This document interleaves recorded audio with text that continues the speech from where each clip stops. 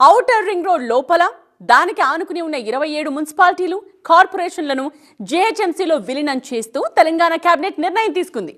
ఈ డెసిషన్ వల్లే దేశంలో అతిపెద్ద నగరంగా ఆవిర్భవించింది. జనాభా ఎంతో తెలుసా? 1,45,00,000 ఉండొచ్చని ఒక రఫ్ ఎస్టిమేషన్. ఇప్పుడు ఔటర్ రింగ్ రోడ్ లోపల ఉన్నదంతా గ్రేటర్ హైదరాబాదే కదా. ఆ లెక్కన జనాభా 1,70,00,000.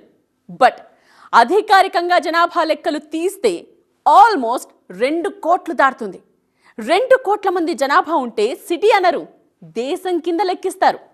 Belgium, Chile, Kazakhstan, Zambia, Bolivia, Romania ఈ దేశాల జనాభా కంటే హైదరాబాద్లోనే ఎక్కువ మంది ఉంటారు జనగణన చేశాక. హర్యానా జనాభా 2,90,00,000. పంజాబ్లో ఉండేది 3 కోట్లు. కేరళ రాష్ట్రం మొత్తం కలిపితే 3.5 కోట్లు. అంత పెద్ద ఢిల్లీలో ఉన్నది 2,10,00,000 మంది. హైదరాబాద్లో 2 కోట్ల జనాభా. సో మన హైదరాబాద్ ఎంత పెద్దదో చెప్పడానికి ఇంతకంటే ఎగ్జాంపుల్స్ అక్కర్లేదు. ఇవాళ హైదరాబాద్ సిటీ గురించి మాట్లాడుకుంటున్నాం. నెక్స్ట్ హైదరాబాద్ చుట్టూ ఉన్న సిటీస్ గురించి మాట్లాడుకుంటాం. 4th సిటీగా రూపుదిద్దుకుంటున్న future city, aerospace city, knowledge city, multizone cities వీటి గురించే చర్చ జరుగుతోంది. దేశంలో ఏ నగరానికి లేనన్ని అవకాశాలు హైదరాబాద్కి ఎలా సొంతమయ్యాయి? ఫ్యూచర్లో ఎంతవరకు విస్తరిస్తూ పోతుంది? అందుకున్న అవకాశాలేంటి? కంప్లీట్ డీటెయిల్స్ ఇవాల్టి బర్నింగ్ టాపిక్లో.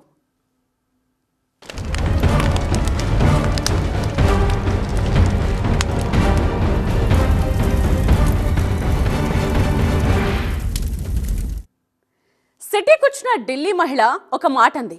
ఢిల్లీ వదిలి దేశంలోని ఏ సిటీకి వెళ్ళినా ఇది మన ప్రాంతం కాదు అనే ఫీలింగ్ వచ్చేదట. బట్ హైదరాబాద్ అనగానే ఫ్రెండ్ ఇంటికి వెళ్ళిన ఫీలింగ్ ఉంటుందట. బొడ్రాయి ముహూర్తంలో ఏ మహత్తుందో కానీ హైదరాబాద్ మహానగరంలోనే ఏదో మ్యాజిక్ ఉంది. ఇదో అక్షయ పాత్ర విస్తరిస్తూనే పోతోంది. ఎంతమంది వచ్చినా ఇంకా ప్లేస్ ఉంది అని చూపిస్తూనే ఉంది. బతుకు తెరువు కోసం వచ్చిన వారినల్లా హక్కున చేర్చుకుంటోంది.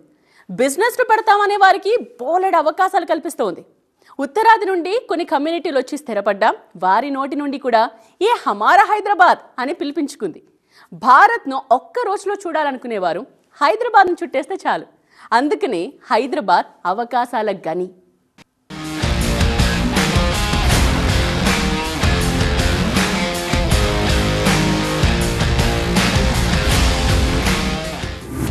తెలంగాణ రైజింగ్ 2047 పేరుతో ఒక విజన్ డాక్యుమెంట్ రిలీజ్ చేయబోతోంది ప్రభుత్వం. ఆ సందర్భంగా ఒక పోస్టర్ రిలీజ్ చేసింది. ఈ పోస్టర్ లో మనకి హైదరాబాద్ వెల్కమ్స్ ఎవ్రీవన్ అని కనిపిస్తుంది. దేశంలో ఏ నగరానికి లేనన్ని అవకాశాలు హైదరాబాద్ కు మాత్రమే ఎందుకున్నాయి అన్న ప్రశ్నకి ఇక్కడ మీకు సమాధానం దొరుకుతుంది ఈ ఒక్క ఫోటోతో.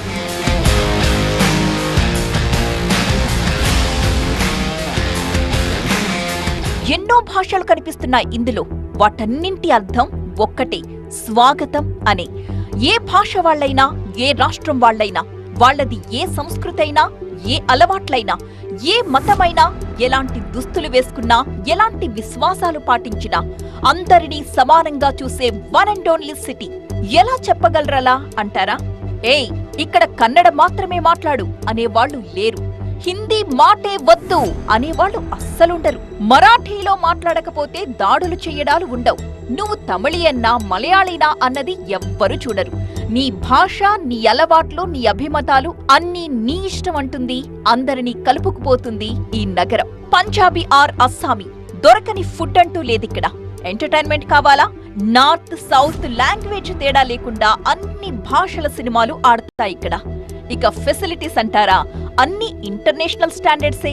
అది విద్య కావచ్చు, వైద్యం కావచ్చు, ట్రాన్స్పోర్టేషన్ కావచ్చు. ఇక ట్రాఫిక్ బెంగళూరు, ముంబై, చెన్నైలా ఇక్కడ గంటల జామ్స్ ఉండవు.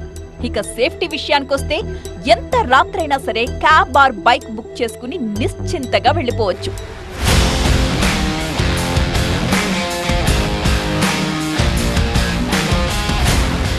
ఇదంతా ఎందుకు చెప్పుకోవాలి అంటారా?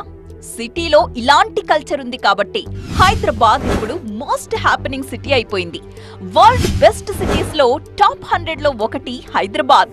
World fastest growing cities list లో 4th place Hyderabad. Best city in India for quality of living కొన్నేళ్లుగా హైదరాబాద్దే first rank. Environment, quality of life, governance ఈ అంశాలపై ఆక్స్ఫర్డ్ రూపొందించిన గ్లోబల్ సిటీస్ ఇండెక్స్ లో ఉన్న సిటీ హైదరాబాద్. గ్లోబల్ లెవెల్లో స్మార్ట్ సిటీస్ ఇండెక్స్ లో ఒకటి హైదరాబాద్. హై లివబిలిటీ ఇండెక్స్ లో టాప్ మన Hyderabad. Pre city of the world Hyderabad. World green city award Hyderabad. Savills growth hubs index లో ఇండియా నుంచి 4 నగరాలుంటే అందులో ఒకటి హైదరాబాద్. ప్రపంచవ్యాప్తంగా ఏ సర్వే అయినా తీసుకోండి, అత్యంత వేగంగా అభివృద్ధి చెందే నగరాల్లో హైదరాబాద్ ఎప్పుడు టాప్ 10 లోనే ఉంటుంది.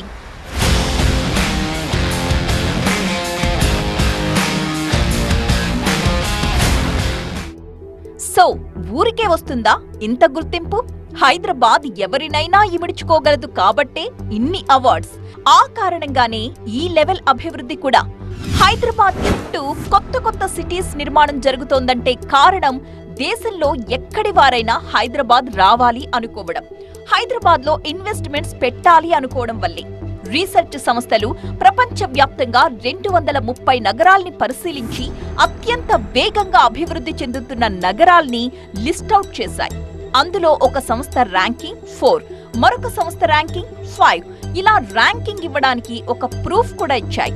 2018లో హైదరాబాద్ జీడీపీ $50 మిలియన్. 2033 నాటికి $200 బిలియన్ అవ్వడం పక్కా అని రాసిస్తున్నాయి. 10 ఏళ్లలో 4 గ్రోత్ అంటే మాటలా?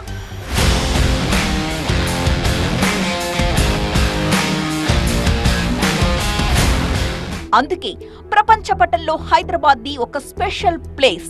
దానికి తగినట్టుగానే తెలంగాణ ప్రభుత్వం డెవలప్మెంట్ స్ట్రక్చర్స్ నిర్మించుకుంటూ పోతోంది. హైదరాబాద్ ఎకానమీని మరింత వేగంగా పెంచడానికి కొత్త సిటీలు కూడా నిర్మిస్తోంది. అందులో భాగమే ఫ్యూచర్ సిటీ. హైదరాబాద్ అంటే కేవలం ఐటీ, ఫార్మాకి మాత్రమే కాదు care of. Defence, aerospace, manufacturing, electronics, medical devices, art and cinema, what not అన్నింటికి ఇప్పుడు కేర్ ఆఫ్ హైదరాబాదే. వీటికి తోడు ఔటర్ రింగ్ రోడ్ కి, రీజనల్ రింగ్ రోడ్ కి మధ్య మెట్రో రింగ్ ప్లాన్ చేస్తున్నారు. Mumbai to Hyderabad, Bengaluru to Hyderabad bullet train వచ్చే అవకాశం ఉంది. ఏ రకంగా చూసినా హైదరాబాద్ డెవలప్మెంట్ కి అడ్డు అంతు లేదిక. Policy paralysis. ఇది కనిపించిన ఒకే ఒక్క నగరం హైదరాబాద్. కులీ కుతుబ్ షా నుండి నేటి సీఎం రేవంత్ రెడ్డి వరకు ఏలిన ప్రతి ఒక్కరు ఎక్స్ట్రాగా ఒక ఇటుక పేర్చారే తప్ప కూల్చలేదు. పాలసీ పెరాలిసిస్ లేకపోవడం అంటే అది. ఒక లీడర్ మొదలుపెట్టిన ప్రాజెక్ట్ను మరో లీడర్ టచ్ కూడా చేయకపోవచ్చు. కారణం క్రెడిట్ వార్. బట్ హైదరాబాద్ విషయంలో అలా కాదు. సిటీ డెవలప్మెంట్ పై ఎలాంటి మరక పడనివ్వకుండా చూసుకున్నారు పాలకులు. అందుకనే హైదరాబాద్ చుట్టూ ఎప్పటికప్పుడు కొత్త నగరాలు పుట్టుకొస్తూనే ఉన్నాయి. డెవలప్మెంట్ జరుగుతూనే ఉంది. నగరం విస్తరిస్తూనే ఉంది.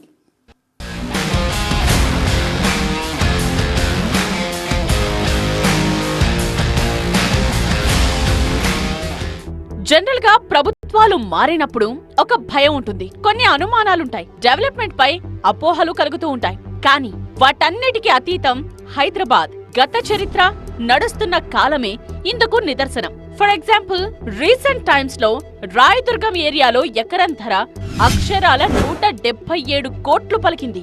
రియల్ ఎస్టేట్ లో మూమెంట్ స్టార్ట్ అవుతోంది. ఇప్పుడిప్పుడే పుంజుకుంటోంది అని మాట్లాడుకుంటూ ఉంటే ఒకప్పటిలా 100 కోట్లకు ఎకరం కొంటారనుకున్నారంతా. గత ప్రభుత్వం ఉన్నప్పుడు 2023లో నియోపోలిస్ లో ఎకరం భూమి 100 కోట్లు పెట్టుకున్నారు. అదొక రికార్డ్. ఇప్పుడున్న కాంగ్రెస్ ప్రభుత్వం 101 కోట్ల రూపాయల బిడ్డింగ్ ప్రైస్ పెట్టింది. మహా అయితే 120, 130 కోట్లు పలుకుతుందనుకున్నారు. బట్ ఏకంగా 177 కోట్లు పెట్టుకున్నారు. That is Hyderabad strength. ఇక రీసెంట్ గా నగర శివార్లోని కోకాపేటలో భూములు వేలం వేశారు. ఎకరం 137 కోట్లు పలికింది. అందుకే తెలంగాణ రైజింగ్ 2047 అనే ప్రభుత్వ ప్రకటనను ఆసక్తిగా చూస్తున్నారు. ఈ విషయంలో ఎవ్వరికీ అనుమానాలు లేవు. పర్టికులర్ గా హైదరాబాద్ మీద ప్రభుత్వం రూపొందిస్తోన్న విజన్ డాక్యుమెంట్ లో హైదరాబాద్ కు స్పెషల్ ప్లేస్ ఉంది. ప్రపంచం అవసరాలు తీర్చడానికి ఈరోజు మేము 4th సిటీని ఒక ఫ్యూచర్ సిటీగా మేము డిజైన్ చేస్తున్నాము. కాబట్టి ఈరోజు మాకు పక్క రాష్ట్రాలతో ఎలాంటి పోటీ లేదు. పక్క రాష్ట్రాల దగ్గర, ఈ దేశంలో ఎవరి దగ్గర హైదరాబాద్ నగరం లేదు. పక్క రాష్ట్రాలు, పక్క ముఖ్యమంత్రుల దగ్గర ఔటర్ రింగ్ రోడ్, అంతర్జాతీయ ఎయిర్పోర్ట్ లేదు. అన్నిటికంటే ఇక్కడున్న ఎన్విరాన్మెంట్ ఈ దేశంలోనే ఎక్కడా లేదు. హైదరాబాద్, సికింద్రాబాద్, సైబరాబాద్. ఇక మాట్లాడుకోవాల్సింది ఫ్యూచర్ సిటీ. స్వప్నం కాదు, అసాధ్యం అంతకన్నా కాదు. వచ్చే డిసెంబర్లో జరిగే గ్లోబల్ సమిట్ లో విజన్ డాక్యుమెంట్ రిలీజ్ చేస్తారు. అందులో మెయిన్ ఫోకస్ ఫ్యూచర్ సిటీనే. అక్కడే ఎందుకు పెట్టుబడి పెట్టాలి? భూములు ఎన్నున్నాయి? రాయితీలు ఎంతెంత ఇస్తారు?